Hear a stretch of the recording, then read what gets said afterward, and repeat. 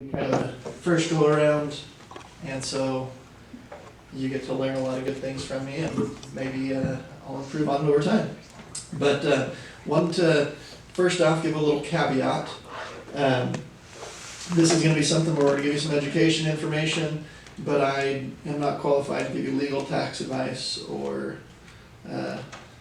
sell you any securities. So won't be selling you anything today. So if you brought your checkbook, somebody out there might be able to use it, so just not me. But we're going to go through some information. I've learned a lot of things through the years from a lot of different investors, a lot of different people that have written books and so forth, and I thought, it'd be great to share some of this information. So first off, I think it's important to see what most people look at. So on the average, somebody's looking at $100,000 in retirement. And if you're like me, you probably don't raise your hand and say, I would love to retire with $100,000 in my nest egg.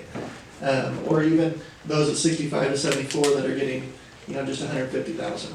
So the average person out there isn't retiring with much to say, much to brag about, but there's many, many people that have so much more. And so my ideal and goal is to help as many people to have a different situation, retire with dignity, so to speak, more so than just waiting for Social Security to end. All right, so most of us don't want to be average. Hopefully you don't either.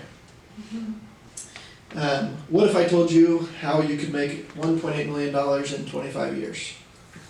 Anybody interested in that? So how hard do you have to work? What would you have to do to get that? I'm going to show you it's not that difficult, okay? Most of us look at it and say, oh, if I could have $2 million, I'd be done. I'd be great. Good to go. But it's taking those steps now to be able to reach that pinnacle. Okay, so beyond 2 million, there's plenty of ways to get even more than that. I'm just going to show you some simple ways here that you can reach that. So, would you settle for just $500,000 in 25 years? Some people would say, yeah, that's much better than $100,000. That's average. But what would it take to get there? Give you some security, some flexibility, some peace of mind. You'll be able to travel if you have a good nest egg. But what do you have to do, give up to get that? A little bit of the same early on, okay?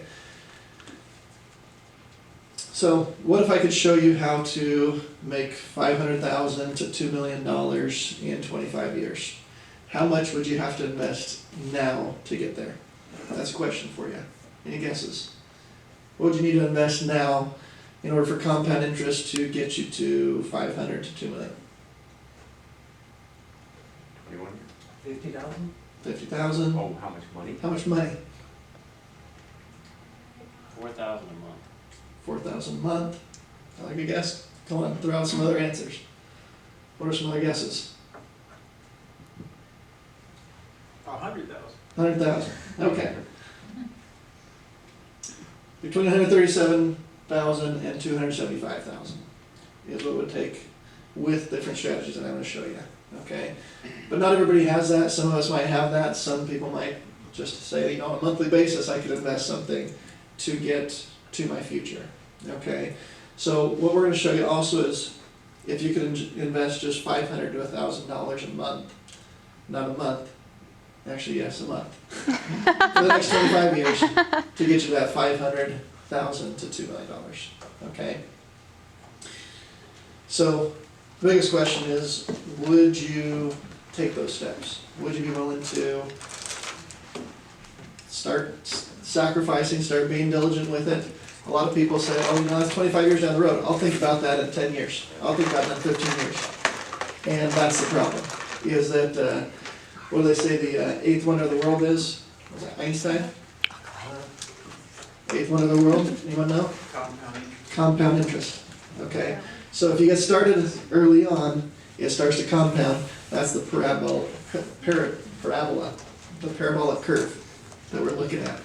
We want to get to here, we got to start here and let the compound interest take us to that pinnacle. Alright, so, what I want you to do right now, they passed out some index cards for each person. I want each person to just write down 2 different questions that they have about investing. So, might be, what's a good investment? Might be,